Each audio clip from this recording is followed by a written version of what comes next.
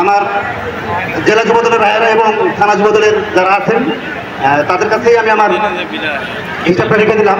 তারা যদি মনে করে আমার রাজনৈতিক বক্তব্য এখানে শেষ করতেছি। সত্যিকার অর্থেই একটা কথা কি, এত বড় একটা রাজনৈতিক মঞ্চে এ পর্যায়ে বক্তব্য রাখার জন্য সাংগঠনিক সম্পাদক প্রার্থী শহীদুল ইসলাম, সাংগঠনিক সম্পাদক প্রার্থী শহীদুল ইসলাম বক্তব্য রাখার জন্য বিশেষ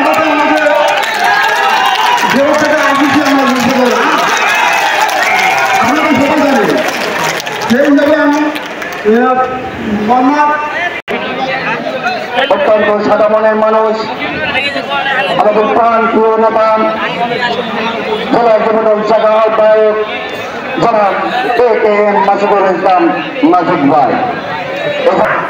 এছাড়া বিভিন্ন ইউনিট থেকে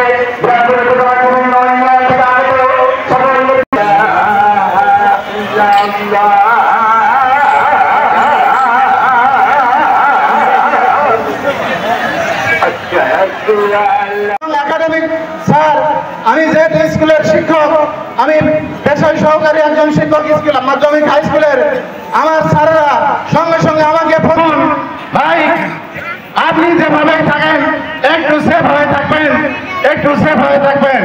আমি তখন আমার বললাম, আমি আগামীতে আমি যদি এই যুবদলের সম্মানিত প্রার্থী যদি এবং সাবেক সেক্রেটারি মজিবর চাচা, ওনাদের হাত ধরে কিন্তু 1995 সালে আমার এই বিএনপিতে আসা। 2004 সালে এসে আমি যুবদলের সাংগঠনিক সম্পাদক ভোটের মাধ্যমে নির্বাচিত হই কাটলাতে। 2004 সালে আমাদের কাটলাতে কোনো ফুটবল মাঠ নেই, আমাদের কাটলাতে কোনো ফুটবল মাঠ নেই। এই মাঠের দিকে আর আমি শামসুল, আমার সঙ্গে ছিল আহাদ, 1 নম্বর ওয়ার্ডের সেক্রেটারি আহাদ। আহাদকে আমি তখন মাথায় কাপড় বাঁধার জন্য এখানে যখন আসছি, তখন দেখি যে আমাদের আহাদ ওপর আসে একটা বাড়ি মারে। আহাদ যখন থেকে বলতে পারবে, আহাদকে যখন বাড়ি মারে একটা, তখন আমি ফোন দিলাম শিবাকে, ফোন দিলাম যে আমি তো এইরকম মাথার ওইদিকে পারে আছে, আপনার সব ছেলেকে বলে দেন। আর আমার মা 2018 2000 আপনারা ভালো আছেন, আমি কোনো ভালো নাই। যেদিন এই হাসিনার প্রথম ভোটে জাহিদ স্যারকে আমরা নির্বাচিত করতে পারবো, সেদিন আমরা সবাই ভালো থাকবো। ছাত্রদল সভাপতি এবং পৌর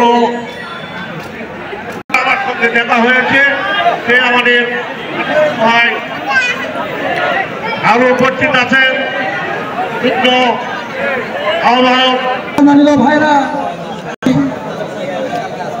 এই অডিয়েন্স থেকে যারা বক্তব্য দিয়েছে আমরাও আনন্দিত। তার কারণ আমাদের প্রত্যেকটা অঙ্গ সংগঠনের যদি কমিটি থাকে, ইউনিয়ন সচল থাকবে। আগামীতে আমাদের যে জাতীয় নির্বাচন, সেই জাতীয় নির্বাচনে আমরা উপস্থিত আছে মাত্র ইউনিয়ন বিএনপির